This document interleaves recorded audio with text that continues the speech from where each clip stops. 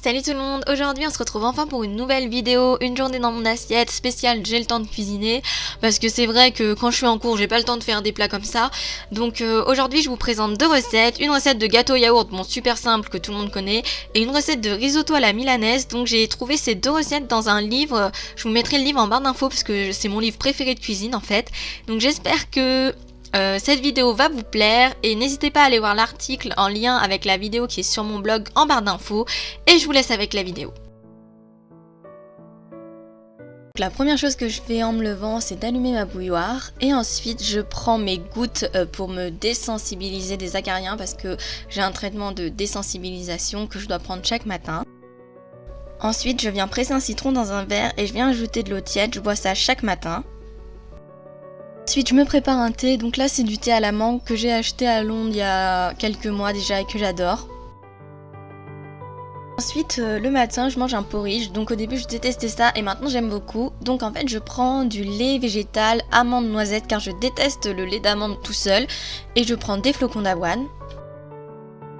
Et pour donner un peu plus de goût à mon porridge en fait je rajoute 2 carrés de chocolat à chaque fois. Donc ensuite je mets mes flocons d'avoine dans ma casserole et mon lait végétal, donc en fait j'ai pas vraiment de quantité, je fais un peu ça à vue d'œil. Ensuite je vais rajouter 2 carrés de chocolat et en fait je remue et en même temps si j'ai envie de plus de porridge je rajoute du lait et des flocons d'avoine. Ensuite je mets tout ça dans un bol et je rajoute de la cannelle parce que j'adore le goût chocolat cannelle. Et ce matin là j'avais coupé des fruits en fait, ça donne vraiment un goût plus frais au porridge qui est assez pâteux. Et du coup là j'avais rajouté des fraises et c'était vraiment super bon. C'est vraiment un petit déj rapide et simple à faire et franchement ça cale vraiment toute la matinée. Donc voilà, c'est tout ce que je mange pour le petit déjeuner mais ça me convient très bien et c'est surtout très bon. Pour le déjeuner, j'avais envie de tester une recette qui est un risotto à la milanaise. Donc pour ça, vous retrouverez les ingrédients sur l'article en barre d'infos sur mon blog. Donc pour commencer, il vous faudra en fait 1 litre de bouillon de légumes. Donc là en fait je verse 1 litre d'eau chaude dans ma casserole et il va falloir faire chauffer le bouillon dans une casserole sur feu doux pendant toute la durée de la recette. Ensuite vous allez peler un oignon et le hacher. En fait moi je l'ai pas haché, je l'ai carrément mixé, mais bon vous pouvez le mixer ou le hacher. Cependant le hacher c'est mieux parce que du coup comme moi je l'ai mixé il a un peu disparu dans la recette. Ensuite vous allez laver les courgettes et ôter les extrémités et on va couper les courgettes en petits morceaux avec la peau.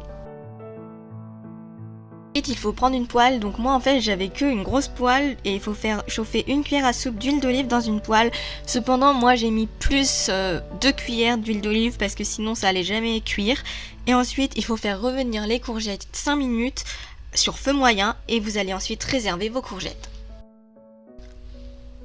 Donc ensuite normalement en fait il faut prendre votre oignon, mettre de l'huile d'olive et le faire suer dans un wok. Mais le problème c'est que j'avais pas de wok, donc en fait j'ai pris une poêle toute simple et j'ai fait cuire mon oignon à feu très doux pendant 3 minutes environ. Donc ensuite vous allez prendre votre riz et vous allez l'ajouter, donc dans la poêle vous avez mis votre oignon et vous allez mélanger 2 minutes.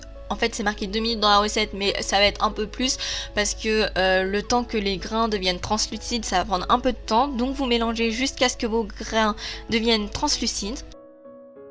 Ensuite vous allez ajouter 5 centilitres de vin blanc sec à votre mélange de riz et d'oignon. Ensuite vous allez laisser s'évaporer le vin blanc sur feu vif, puis vous allez mouiller avec une louche de bouillon.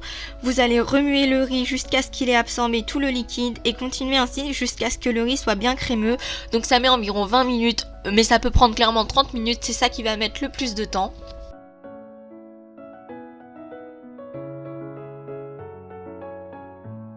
Ensuite, vous allez ajouter du basilic et les courgettes que vous avez préalablement coupées en petits morceaux.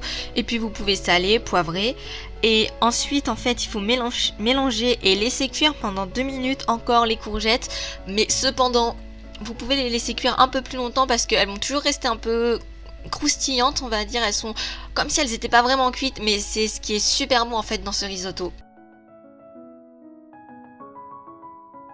Donc il faut servir votre risotto à la milanaise vraiment très chaud.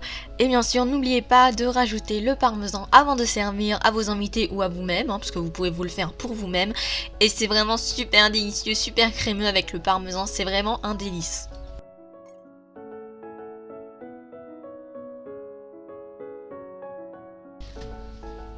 Et en dessert, ce jour-là, j'avais pris un yaourt Maminova aux fruits du dragon. En fait, c'est un fruit vietnamien. Alors, il n'y a pas beaucoup de gens qui aiment, mais moi, j'adore ça. Et je vous conseille vraiment d'en acheter parce que ça fait vraiment exotique. Donc, j'aime beaucoup.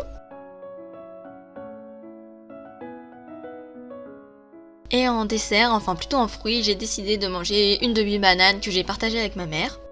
Ce jour-là, en fait, comme il me restait un yaourt nature dans le frigo, j'ai décidé de faire un gâteau au yaourt et à la fleur d'oranger. Donc c'est super bon et c'est super simple à faire. Donc pour les ingrédients, vous retrouverez tout en barre d'infos dans l'article qui est sur mon blog. Il va vous falloir casser 3 œufs, ensuite vous mettez un yaourt et ensuite vous prenez 3 pots de yaourt de farine, 2 pots de yaourt de sucre en poudre, un sachet de sucre vanillé. Mais moi j'avais du sucre vanillé fait maison, du coup j'en ai mis une cuillère à soupe il me semble. Il vous faut un demi-pot d'huile de tournesol, un demi-sachet de levure et aussi du beurre pour mouler votre moule et ensuite un peu de sel. Comme vous le voyez dans cette vidéo, j'ai rajouté 2 cuillères à soupe d'arôme de fleur d'oranger. J'adore vraiment la fleur d'oranger, le goût, je trouve ça vraiment trop bon. J'ai juste oublié de vous dire qu'au début de la recette, il faut préchauffer votre four à 180 degrés, donc c'est équivalent au thermostat 6 de votre four. Et ensuite, vous enfournez votre gâteau pour 35 minutes. Laissez-le 30 minutes et piquez votre gâteau avec la pointe d'un couteau pour voir si elle ressort propre ou non. Et si c'est pas le cas, laissez-le cuire encore un petit peu. En fait, ce jour-là, je venais de courir et il devait être environ 4h30 quand j'ai fait ce gâteau et je mourais de faim, donc en fait j'ai mangé. Pour le goûter, au final, j'ai pris des fruits secs que j'ai trouvés en magasin bio mais que vous pouvez trouver partout dans les grandes surfaces. J'adore surtout les noisettes et les noix en fait.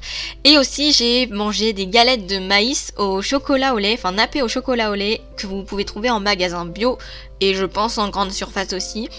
Mais en tout cas, j'adore ces galettes de maïs au chocolat. Je trouve ça vraiment trop bon. J'avais testé celle au riz, mais définitivement, je préfère les galettes de maïs au chocolat.